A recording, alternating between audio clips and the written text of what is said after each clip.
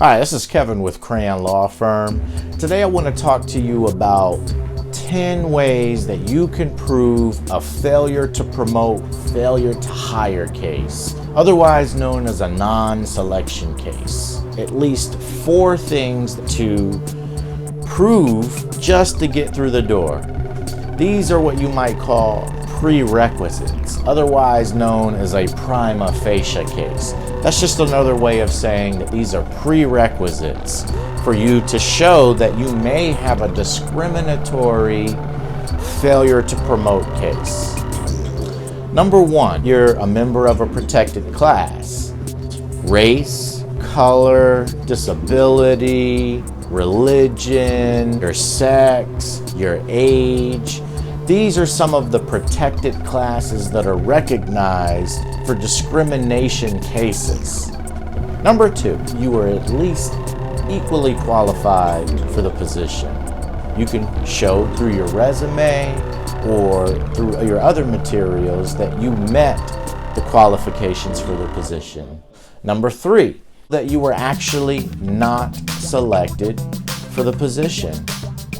That should be relatively simple because at some point in time you will receive a notification that you were not selected and that somebody else was selected for the position.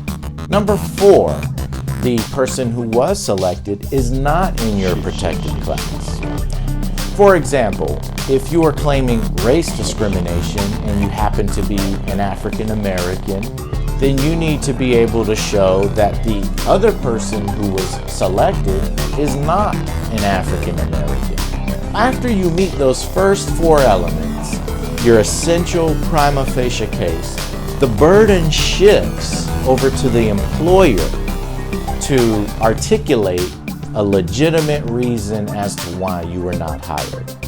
After they do that, the burden then shifts back to you to ultimately prove that their reasons are just pretext for discrimination. You have to show that their reasons are pretextual, proving pretext for discrimination. I'm going to show you at least 5 ways, with one bonus way, on how you can prove pretext for discrimination if they failed to hire you and you believe it was based on discrimination. Number 1, a very common way that is widely recognized in the courts is to show that your qualifications were plainly superior to the person who was selected for the position. So again, what are some of the ways that you can show that your qualifications were superior? Well, for example, look at the job announcement. Look at the position description. Look at your resume compared to the resume of the person selected. Did you have more experience? Did you have experience actually acting in the position that you were applying for? Did you have relevant experience looking at your qualifications versus the person selected? That you had plainly superior qualifications. The next way that you can prove that there was pretext for discrimination is by statistical evidence. The selecting official, does this person have a history of only selecting one type of person, notwithstanding the fact that there's a diverse candidate pool? That could be a problem. So you'll want to pull the records of the person who is responsible for making the decisions to not select you and making the decisions to select other people. Another way to prove pretext for discrimination and failure to hire is to show that the agency's policies regarding selection applied unequally.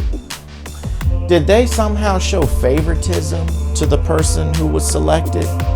Apply it unequally to you versus them? That can be one way that you can prove pretext for discrimination on a failure to hire case. Another way that you can do it, and this is similar, is by showing that there were deviations in the selection procedures. And you will want to know what their selection procedures are. Did they commit merit systems principles violations?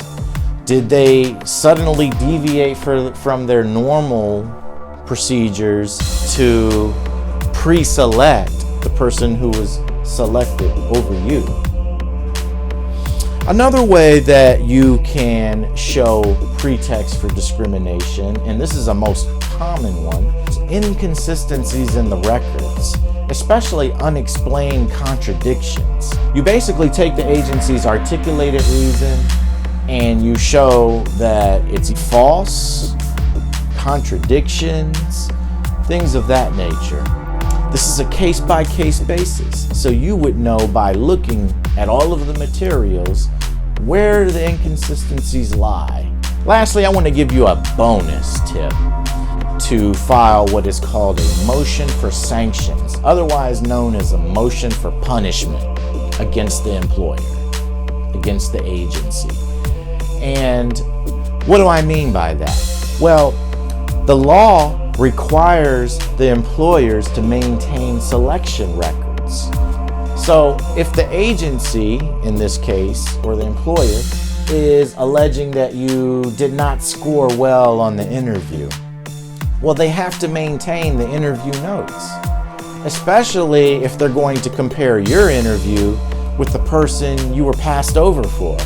You need to be able to compare what interview questions were asked, what were the answers, notes, so that you can see and compare yourself to the other person. The agency fails to maintain adequate selection records, such as resumes, interview notes, and things of that nature, or any kind of justification for their scoring.